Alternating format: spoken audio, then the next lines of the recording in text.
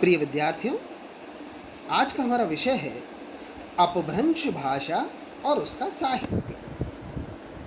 जैसा कि आप जानते हैं कि हिंदी का विकास अपभ्रंश भाषा से ही हुआ।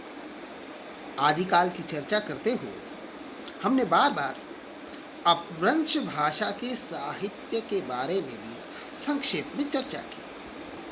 विद्यार्थियों, यह एक ऐसी कड़ी है जिससे अपभ्रंश और हिंदी, जिसे हमने प्रारंभिक हिंदी कहा, आपस में जुड़ती है, क्योंकि प्रारंभिक हिंदी पर अपभ्रंश भाषा का बहुत कुछ प्रभाव देखने को मिलता है। विद्यार्थियों, अपभ्रंश भाषा की हम चर्चा करें उससे पूर्व आपको ये भी जानकारी होनी चाहिए कि अपभ्रंश से पूर्व प्राकृत, पाली और संस्कृत ये भाषाएं क्रमानुसार विकसित हुई और जब अपने परिनिष्ठित अवस्था में पहुंच गई तो उनसे दूसरी भाषा का विकास हुआ। प्रिय विद्यार्थियों, इसी क्रम में प्राकृत भाषा के साहित्य क्षेत्र में परिनिष्ठित और व्याकरण के नियमों से आबद्ध हो जाने पर, अर्थात अपभ्रंश से पूर्व जो भाषा थी प्राकृत, वह भाषा जब साहित्यिक भाषा हो गई और व्याकरण के नियमों में बंध गई तो वह धीरे धीरे जनजीवन से दूर होती गई, उसका जनजीवन से संपर्क टूट गया। मैं बात कर रहा हूँ अपभ्रंश से पूर्व के साहित्य की, अपभ्रंश से पूर्व की भाषा की।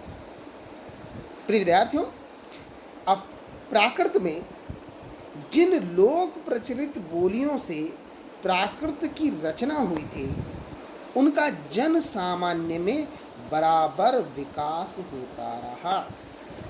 ये बोलियां देशी भाषा अथवा अपभ्रंश के नाम से जानी गई। अर्थात जब प्राकृत भाषा साहित्यिक भाषा हो गई तो उसकी जो बोलियां थी,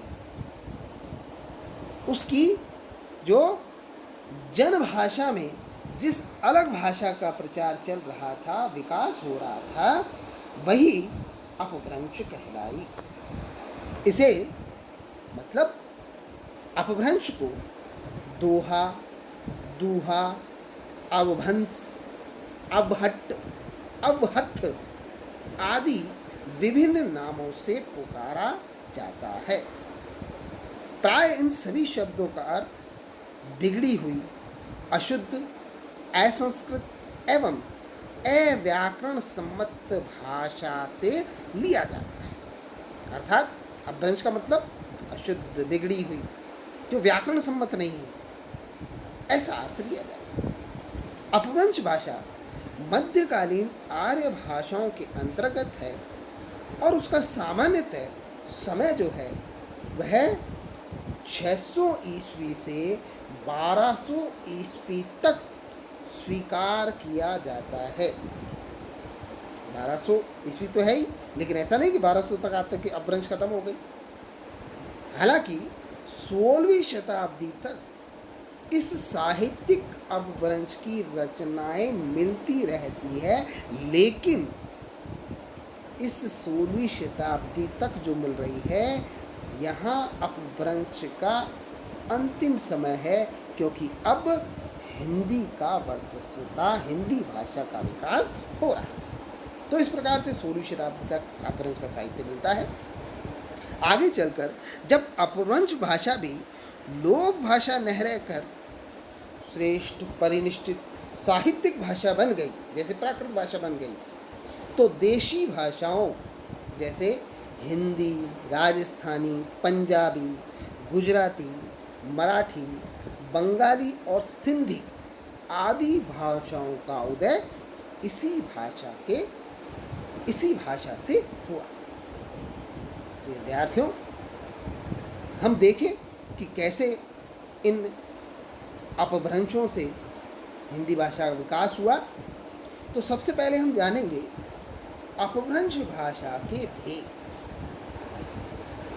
प्रिय विद्यार्थियों, अपभ्रंश शब्द का प्रयोग भारतीय साहित्य में बहुत प्राचीन काल से होता आया है। यह विकृत शब्द के अर्थ और भाषा के रूप में चर्चित है। जैसा मैंने कहा ना, बिगड़ी हुई भाषा, अशुद्ध भाषा। पतंजलि के महाकाव्य में संस्कृत को प्रकृति मतलब मूल और अपभ्रंश को उसका विकृत मतलब भ्रष्ट रूप कहा गया है। भरत के नाट्यशास्त्र में संस्कृत, प्राकृत तथा लोक भाषा अपभ्रंश के भेदों का भी उल्लेख किया गया है। इसी प्रकार हेमचंद्र ने प्राकृत व्याकरण में अपभ्रंश को शिष्ट जनों की भाषा कहा है।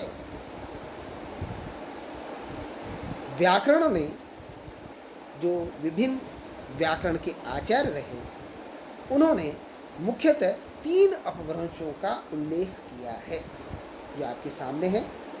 पहला नागर अपभ्रंश, दूसरा ब्राचड़ अपभ्रंश और तीसरा उपनागर अपभ्रंश। इसके अलावा मार्कंडेय ने देश भेद के आधार पर इसके 27 भेदों का भी उल्लेख किया है। कई विद्वानों ने भौगोलिक आधार पर पूर्वी, पश्चिमी, उत्तरी तथा दक्षिणी नामक अपभ्रंश भेदों की भी चर्चा की है। इसके अलावा कई विद्वानों का विचार है कि जितनी प्राकृतें हैं, प्राकृतें से मतलब प्राकृत भाषाएं, उपभाषाएं, बोलियां, उतने ही अपभ्रंश के भी भेद हैं, क्योंकि अपभ्रंश से पूर्व प्राकृत भाषा चलन में थी, तो उतने ही अपभ्रंश के भी भेद हैं। किंतु यह धारणा असंगत है। सम्राट अशोक की मृत्यु के पश्चात मागधी प्राकृत का साहित्यिक विकास सर्वथा अवरुद्ध हो गया और कालांतर में अर्ध मागधी के क्षेत्र में भी शौरसेनी अपभ्रंश का बोलबाला रहा। जैसा मैंने कहा, इनसे पूर्व प्राकृत का बोलबाला था, लेकिन उसी से शौरसेनी और विभिन्न अपभ्रंशों का विकास हुआ। पूर्वी कवियों ने काव्य के क्षेत्र में शौरसेनी अपभ्रंश का प्रयोग किया। अपभ्रंश के जो भेद हैं, उनमें एक शौरसेनी अपभ्रंश भी है। और प्रिय विद्यार्थियों, इसी शौरसेनी अपभ्रंश से ही हिंदी का विकास भी माना जाता है। विद्यार्थियों, 10वीं शती में बंगाल में भी कविता के क्षेत्र में इसी शौरसेनी अपभ्रंश की प्रधानता रही। सारे उत्तरी भारत में 12वीं शताब्दी तक, गुजरात से पंजाब तक और महाराष्ट्र से नेपाल तक इसी शौरसेनी अपभ्रंश का प्रयोग होता रहा। डॉक्टर सुनीति कुमार चटर्जी के शब्दों में वस्तुतः 12वीं शती तक साहित्य में केवल एक ही भाषा शैली चुनी जाती रही, और वह थी शौरसेनी या नागर अपभ्रंश।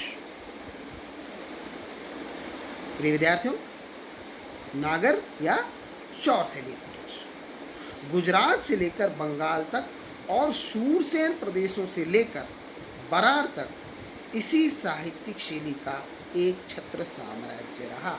मतलब नागर अपभ्रंश, या जिसे शौरसेनी अपभ्रंश भी कहा गया।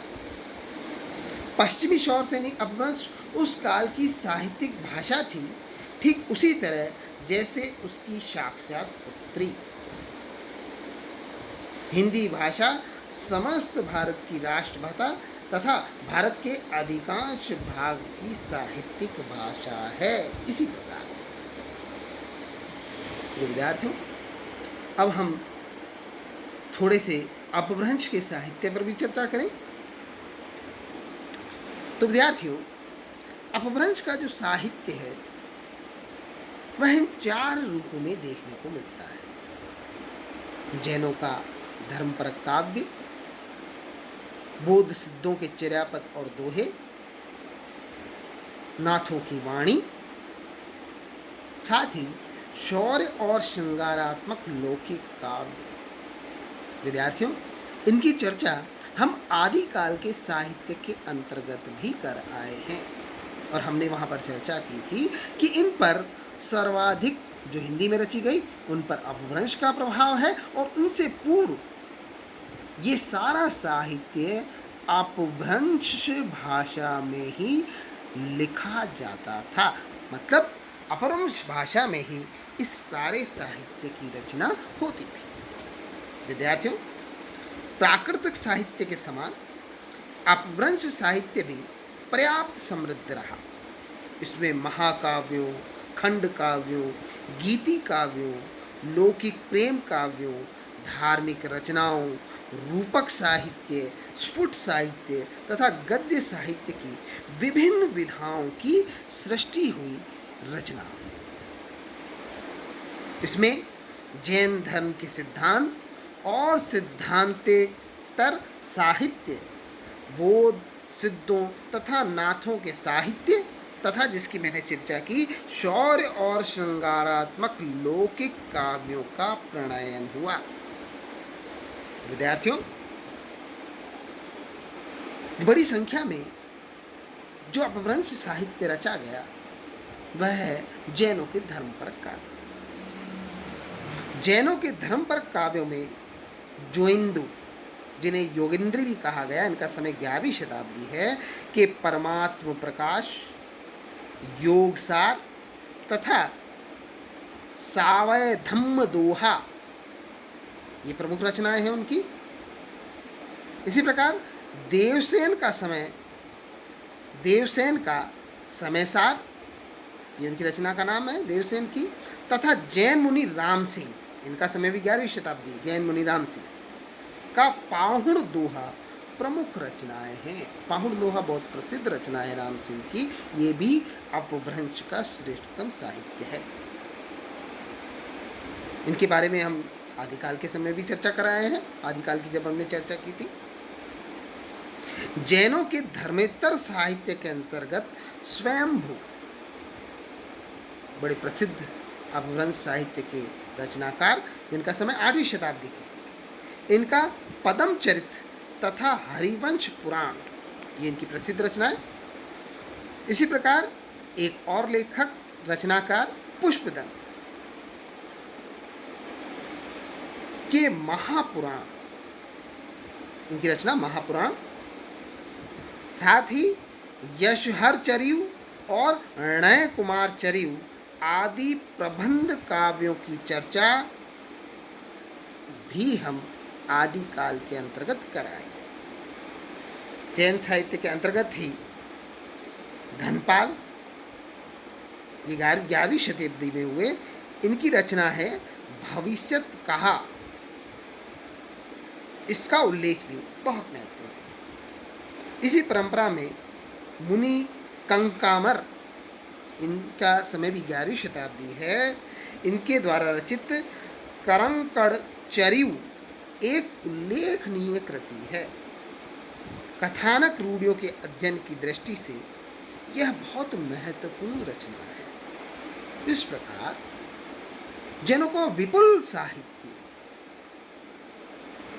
अपभ्रंश में रचित मिलता है। प्रिय विद्यार्थियों, इसी प्रकार बौद्धों सिद्धों ने अपने चर्यापदों और दोहों तथा नाथपंथियों ने अपनी वाणियों से अपभ्रंश साहित्य में अपिवृद्धि की, मतलब उसमें बहुत कुछ लिखा और अपभ्रंश के साहित्य को समृद्ध किया, उसे मूल्यवान बनाया। इसकी चर्चा भी हम आदिकाल के साहित्य के अंतर्गत संक्षेप में कर आए हैं। अपभ्रंशों के शौर्य एवं प्रेम प्रधान काव्यों के अंतर्गत अब्दुर रहमान का संदेश रासक एक महत्वपूर्ण नीति काव्य है।